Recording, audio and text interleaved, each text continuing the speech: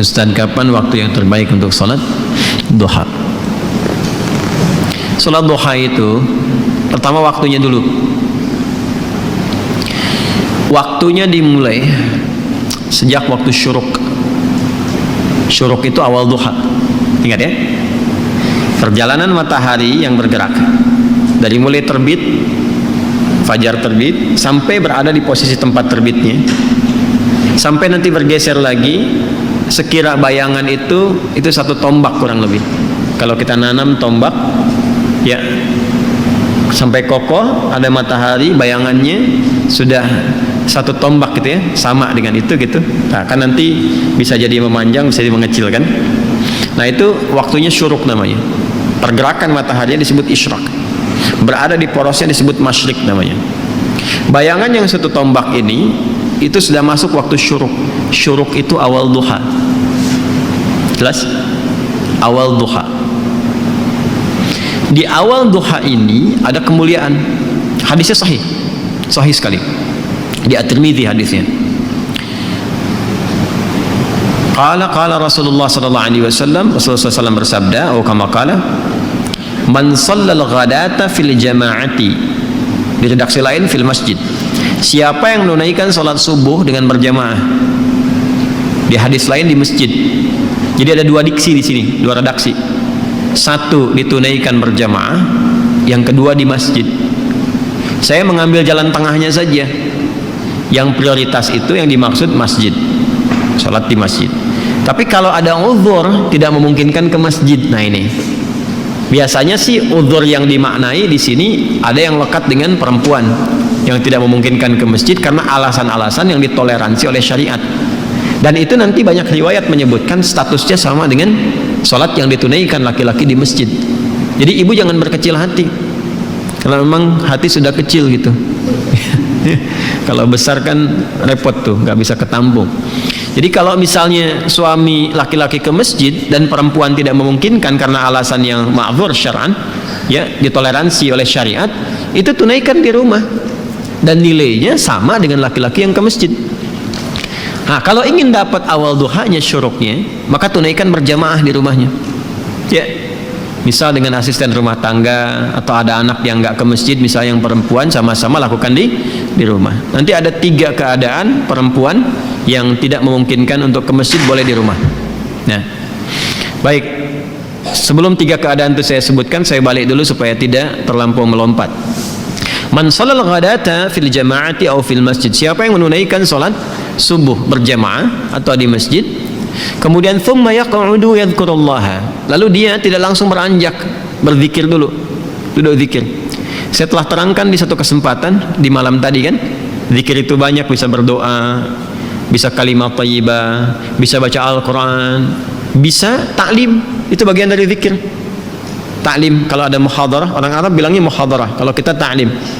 Itu paling singkat, paling gampang, dapat sholat syuruk tuh paling enak tuh itu. Kalau Sabtu Ahad kan ada kajian subuh kan, enak kan tuh duduk. Nah itu kajian itu termasuk dari zikir yang mengingatkan kita dengan Allah. Itu dalilnya di Quran surah 3 Ali Imran di ayat 190-191 itu. Inna fi khalqis samawati wal ardi wa ikhtilafil laili wan nahari la ayatin liulil albab. Siapa ulul albab itu? Alladzina yadhkurunallaha qiyaman wa qu'udan wa 'ala junubihim wa yatafakkaruna fi khalqis samawati wal ard. Nah, tafakkur itu masuk dalam kajian, konteks kajian. Nah, itu sedang berzikir kepada Allah Subhanahu wa taala. Karena itu di hadis Muslim, komen Nabi terhadap orang yang sedang ngaji itu tinggi, menyampaikan 4 kemuliaan. Ya, majtama'a qaumun fi baitin min buyutillahi. Enggak pernah ada orang kumpul di salah satu rumah Allah. Kemudian kumpulnya itu spesifik. Yatluna kitaballahi wa yatadarasunahu fima bainahum. Mereka ngaji di situ. Ngaji, mempelajari ayat, mendiskusikannya. Illa kecuali orang-orang itu sedang disebutkan oleh Nabi mendapatkan 4 kemuliaan. Ghasyiyatuhum rahmah, dinaungi oleh rahmat Allah Subhanahu wa taala, nazalat alaihimus sakinah, diberikan sakinah, ketentraman pada jiwa, ya. Kemudian wa haffathumul malaikah, dinaungi oleh malaikat, malaikat banyak berkumpul. Kemudian wa dzakarahumullahu fiman indah. Nah ini dia kalimatnya. Wa dzakarahumullahu fiman indah, disanjung-sanjung oleh Allah orang-orang ini, ya kan? Sanjung-sanjung oleh Allah di sekitaran makhluk yang ada di dekat arsy. Disebut-sebut namanya. Ya. itu hambaku fulan. Fitnah disebut-sebut tuh. Fitnah nih. Masya Allah, datang jauh-jauh dari Jakarta. Sebutin tuh sampai selesai. Ya, Masya Allah. Itu disanjung tuh. Makanya Nabi itu mensupport kita untuk menghidupkan halaqah zikir. Nah, zikir itu salah satunya ada yang memahami dengan ilmu. Majlis-majlis ilmu, majalis ilmi. Nah, dalilnya dari mana? Yang Al-Mujadalah itu ayat 11. Ya ayyuhalladzina amanu idza qila lakum tafassahu fil majalisi fafsahu yafsahillahu lakum wa idza qila inshuzu yarfa'illahu alladzina amanu minkum walladzina utul ilma darajat. Paham ya? Nah, itu gambarannya. Nah, kemudian dia nggak langsung beranjak. Jadi setelah sholat 2 rakaat subuh, ya kan?